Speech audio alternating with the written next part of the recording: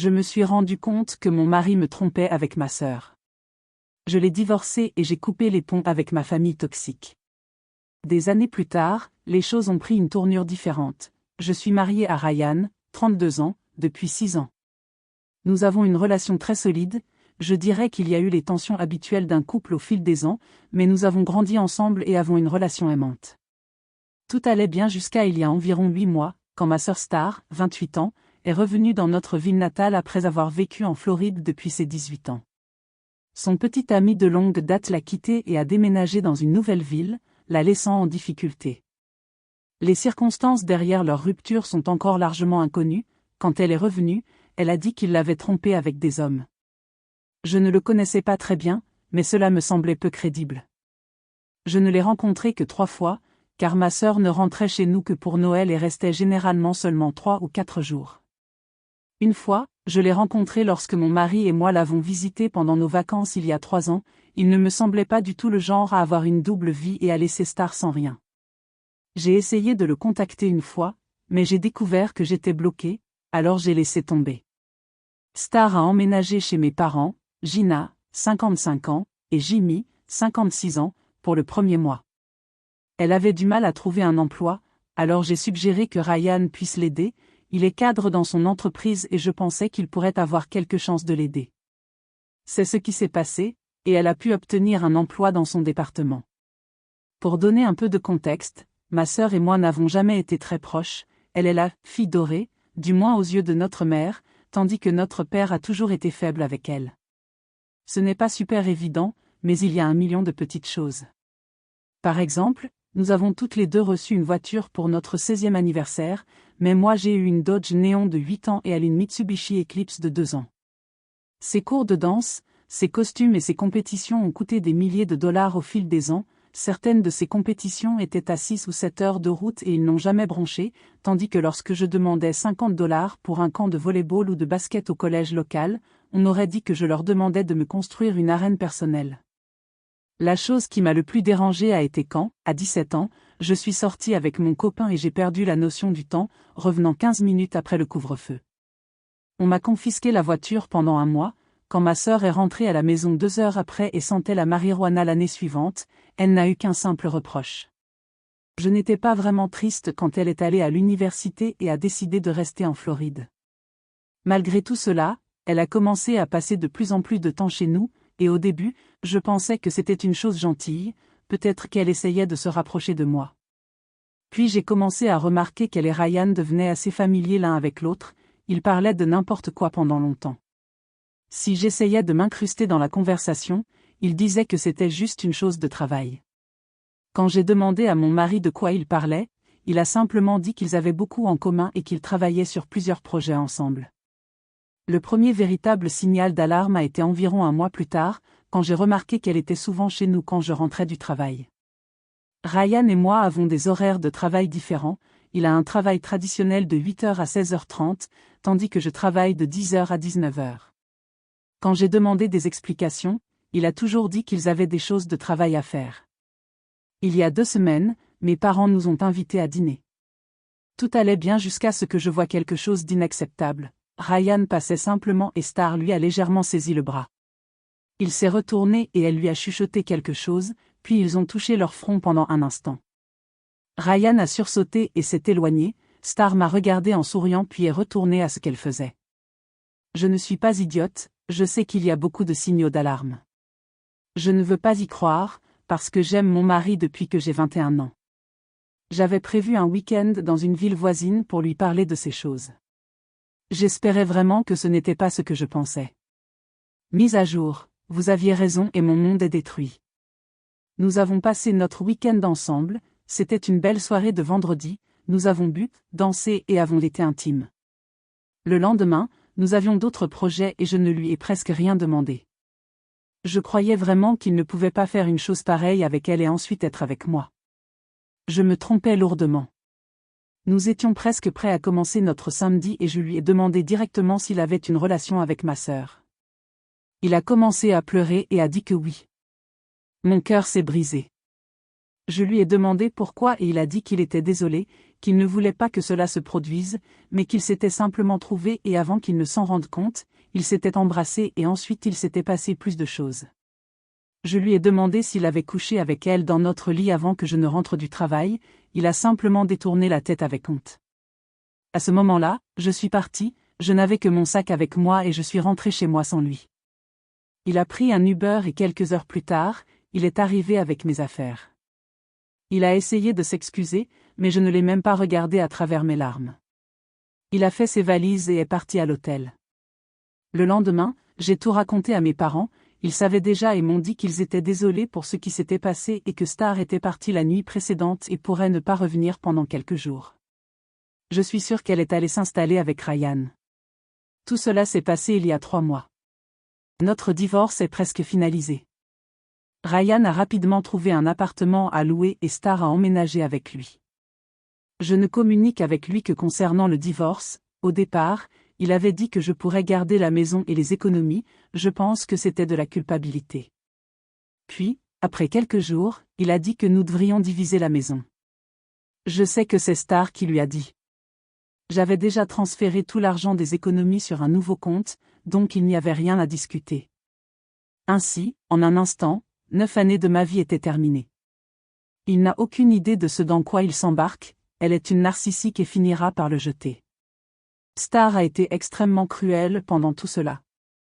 Quelques jours après avoir tout découvert, elle m'a tagué dans un post sur Facebook, c'était un selfie d'elle et de lui avec lui donnant un baiser sur la joue par derrière et la légende disait « Je me sens aimée ». C'était dégoûtant. J'ai déconnecté mon profil et j'ai supprimé l'application de mon téléphone. Elle m'a envoyé un message. Je suis désolée pour le retard, sœur, je ne voulais pas te taguer. Non, il n'y a pas de rancœur, j'espère que nous pourrons encore rester proches. Toi aussi, tu rencontreras ton âme sœur un jour. Je l'ai bloqué. Je l'ai bloqué sur tout ce que je pouvais penser. Mes parents n'ont pas été meilleurs, ils ont fait semblant d'être compréhensifs au début, quand je leur ai dit que je rompais les liens avec Star et Ryan. Ma mère m'a regardé et a dit « Je suis désolée que cela se soit produit, cela n'aurait pas dû se passer comme ça, mais ta sœur mérite d'être heureuse. Tu rencontreras quelqu'un et ensuite nous pourrons mettre tout cela derrière nous. » Je me suis beaucoup fâchée et leur ai raconté ce que Star m'avait tagué dans le message qu'elle m'avait envoyé. Ma mère a répondu « Eh bien, tu ne devrais même pas être sur ces réseaux sociaux. » Mon père n'a rien dit pendant tout ce temps, il est juste resté assis là. Une fois, je lui ai demandé ce qu'il en pensait et il a seulement dit « Je suis d'accord avec ta mère », puis il est sorti de la pièce. J'ai décidé de couper complètement les ponts avec eux aussi. La maison sera bientôt vendue et je vais déménager dans un autre état. Je ne dirai à aucun membre de ma famille où ou quand, j'ai juste décidé de m'éloigner de tous. Je leur souhaite juste le pire. Mise à jour, bonjour à tous, je sais que cela fait 4 ans depuis la dernière mise à jour, mais nous avons eu une situation importante. Je vais commencer par donner des nouvelles sur moi, je suis récemment fiancée. Il m'a fallu beaucoup de thérapie pour m'aider à retourner dans le monde. J'ai essayé de sortir juste après m'être installée ici dans le Minnesota. J'ai eu un premier rendez-vous qui s'est bien passé, mais ensuite j'ai vu à quel point c'était insupportable. J'ai juré de ne plus vouloir d'homme après ça, et c'est alors que je suis allée en thérapie pour faire face à tout le traumatisme subi à cause de la trahison de mon mari et de ma sœur, ainsi qu'à l'abandon de mes parents. Ça a été une année difficile, mais j'ai rencontré James, 37 ans. Oui, il a le même nom que mon père, LOL, mais James est merveilleux. C'est un chef et avec son frère jumeau Jacques, il possède un restaurant et un bar qui marchent très bien. Je suis très excitée à l'idée de commencer un avenir avec James. Suffisamment parlé de moi, maintenant je voudrais vous parler de l'audace de ma famille. Environ 9 mois après mon départ, j'étais totalement hors de contact. Je ne leur ai pas dit où j'avais déménagé, j'ai juste informé quelques amis et quelques cousins à qui j'étais proche. Un jour, en rentrant chez moi dans mon appartement, j'ai trouvé une invitation pour un mariage dans ma boîte aux lettres. C'était pour le mariage de Ryan et Star, avec une image dégoûtante d'eux enlacés dans un champ de tournesol. Il y avait aussi une lettre de mes parents qui disait essentiellement « Tu dois pardonner et mettre tout cela derrière toi. Nous savons que les choses ne se sont pas bien passées, mais nous sommes une famille et les familles résolvent les problèmes. Ils ont également affirmé que Star voulait que je sois témoin d'honneur, tout comme je l'avais été pour elle. Que diable! Cette lettre a rouvert toutes les vieilles blessures. À l'époque, mon thérapeute a eu beaucoup de travail supplémentaire à cause de cela. Aujourd'hui, je trouve cela hilarant, mais à l'époque, ce n'était pas du tout drôle. Je n'ai pas répondu du tout. La seule chose que j'ai faite a été de découvrir quelle partie de ma famille élargie avait donné mon adresse à mes anciens proches et de les couper aussi. Cela nous amène à la dernière dramaticité. La semaine dernière, Ryan est apparu dans mon appartement. James et moi ne vivons pas encore ensemble, mais cela changera bientôt. Ryan avait l'air bien, trop bien, comme s'il essayait de se montrer sous son meilleur jour en se présentant. Je lui ai demandé ce qu'il voulait et il a répondu, « Je voulais juste parler. Je suis vraiment désolé pour ce que j'ai fait, Star et moi divorçons. J'ai découvert qu'elle m'a été infidèle pendant tout notre mariage, surprise surprise. Je ne m'attends pas à ce que tu me réacceptes, mais nous devrions parler et avoir un peu de clôture de part et d'autre. » J'ai cligné des yeux 2 fois, pensant qu'il avait perdu la tête. Je l'ai regardé droit dans les yeux et j'ai dit, « Non, je ne te donnerai aucune clôture. Tu as fait ton lit, tu pensais vraiment que cette Golden O, à elle, qui a eu plus de visiteurs qu'un Holiday Inn, mettrait un panneau « Pas de disponibilité » juste parce que tu as mis une bague? Tu es encore plus stupide que je ne le pensais. Je ne pardonne rien, je ne veux rien de toi. Je m'en sors mieux maintenant et ce sera toujours le cas. Va en enfer. Puis je me suis retournée et je suis rentrée dans mon appartement, en fermant la porte derrière moi. J'ai immédiatement appelé ma propriétaire, qui est la gentille vieille dame la plus douce du monde. Je me suis un peu rapprochée d'elle ces 4 dernières années et elle connaissait ma situation précédente. Ryan était encore là à traîner dans le couloir. Quelques minutes plus tard, ses 2 neveux, qui aident à entretenir le complexe d'appartements, sont arrivés pour dire à Ryan qu'il n'était pas le bienvenu ici et qu'il était sur une liste d'interdits. S'il revenait, la police serait appelée pour violation de domicile. J'espérais que cela mettrait fin à l'affaire, mais ce n'était pas le cas. J'ai un emploi assez facile de 9 à 17 heures maintenant, donc je vais au restaurant presque chaque soir où James travaille. Je ne m'immisce pas, je profite juste des quelques minutes qu'il peut me consacrer. Je suis devenue bonne amie avec de nombreux membres du personnel, qui inclut également la famille de James et Jacques, et j'ai maintenant l'environnement familial que j'ai toujours désiré. J'étais là la nuit suivante quand Ryan est entré et s'est assis à ma table. C'était un mardi lent et James est immédiatement venu prendre de mes nouvelles. Il a reconnu Ryan grâce aux photos que je lui avais montrées. Ryan lui a tendu la main et James l'a regardé, puis m'a demandé « Veux-tu que je le fasse sortir ?» J'ai répondu « Pas encore, j'ai quelques questions. » Ryan s'est illuminé comme s'il pensait gagner ou quelque chose comme ça. Je lui ai demandé de nous raconter ce qui s'était passé entre lui et Star. J'admets que c'était une pure curiosité morbide. Il m'a dit qu'elle avait eu au moins 2 relations avec des hommes mariés, les vieilles habitudes ont la vie dure, je suppose. C'était un moment difficile pour moi, a-t-il dit, en roulant des yeux. Je l'ai interrompu, tu n'es pas si stupide que ça en fait.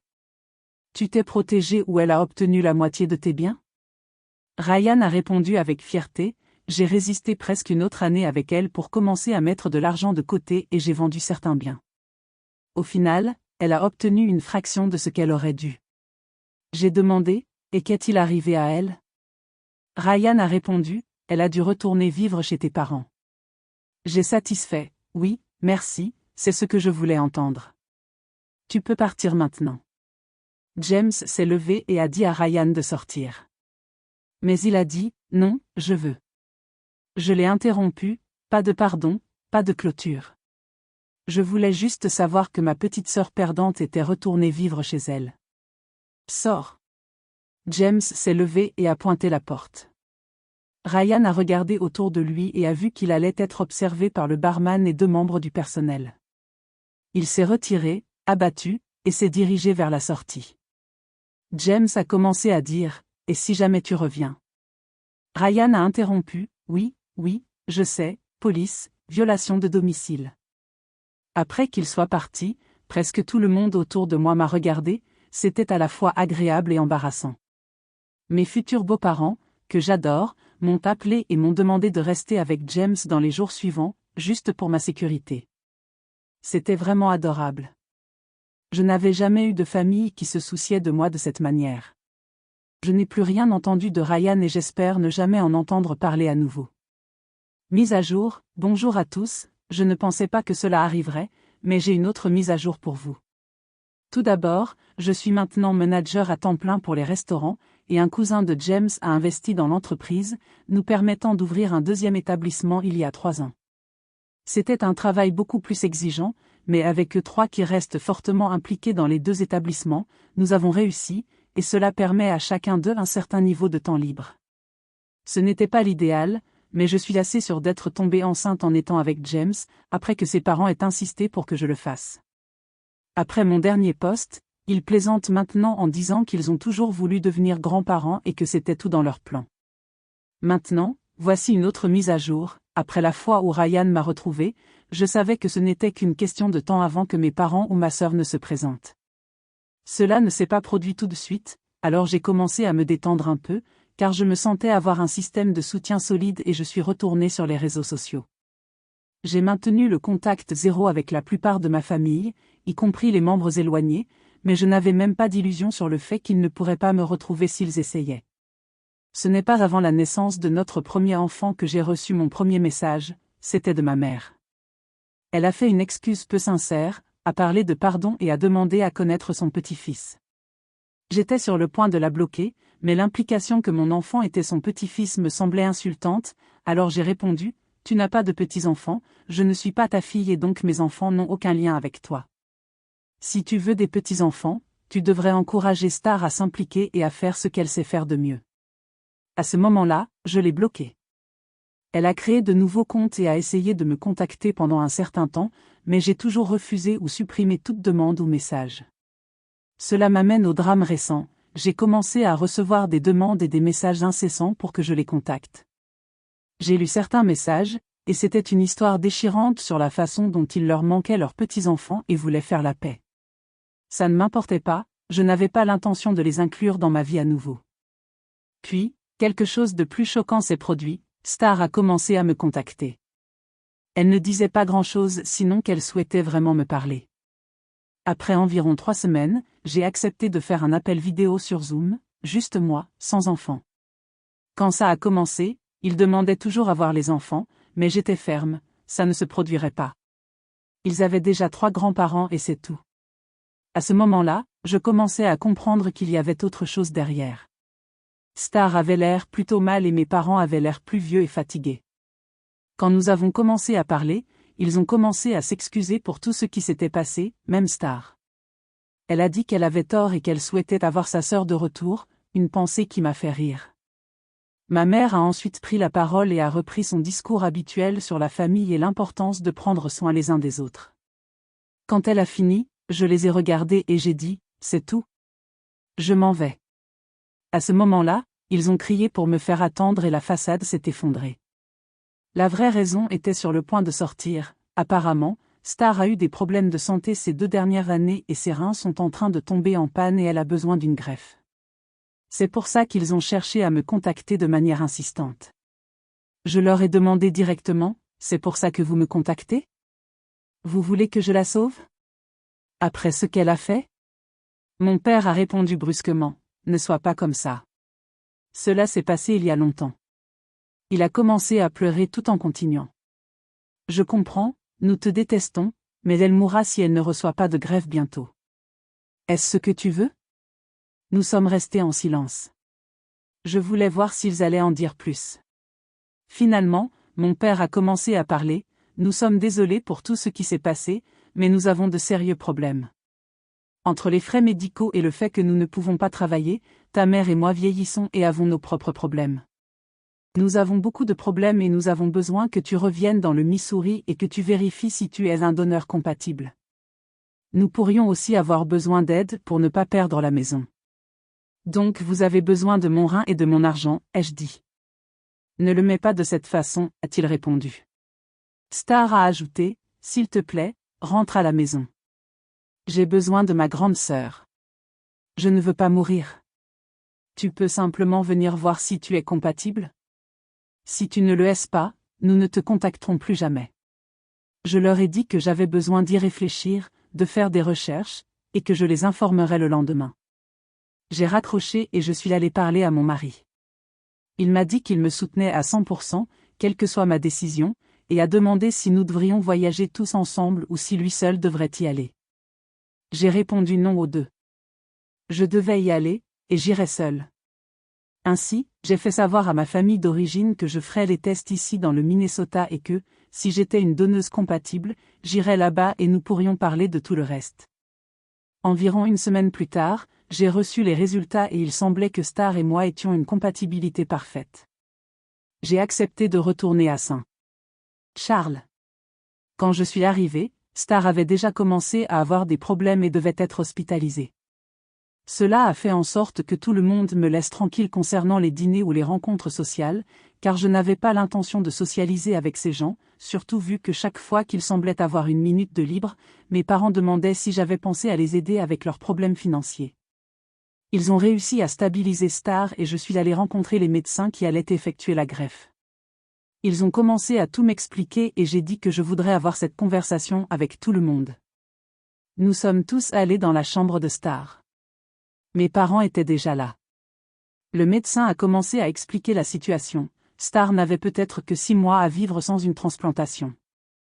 Ils ont discuté du processus avec nous et ont beaucoup insisté sur le fait que j'étais une parfaite donneuse, soulignant que la possibilité de trouver un donneur mieux compatible était minime et que plus nous planifions l'intervention tôt, mieux c'était. Puis je me suis approché de Star, je lui ai pris la main, je l'ai regardé dans les yeux et j'ai dit « Tu as entendu ? Je suis une donneuse parfaite, pratiquement la seule personne qui peut te sauver et je ne le ferai pas. Tu es la personne la plus vile et narcissique que j'ai jamais connue. Je suis venu ici juste pour que tu saches que l'unique personne qui pourrait te garder en vie est celle que tu as le plus offensée. Maintenant, tu paies pour cela avec ta vie. Tu es sur le point de mourir, tu devrais faire la paix avec ça. » Star a éclaté en larmes et mes parents se sont retournés pour me faire face. Le médecin et l'infirmière étaient là, complètement choqués. J'ai regardé mes parents et j'ai dit, ne me parlez même pas et n'osez jamais plus rien me demander.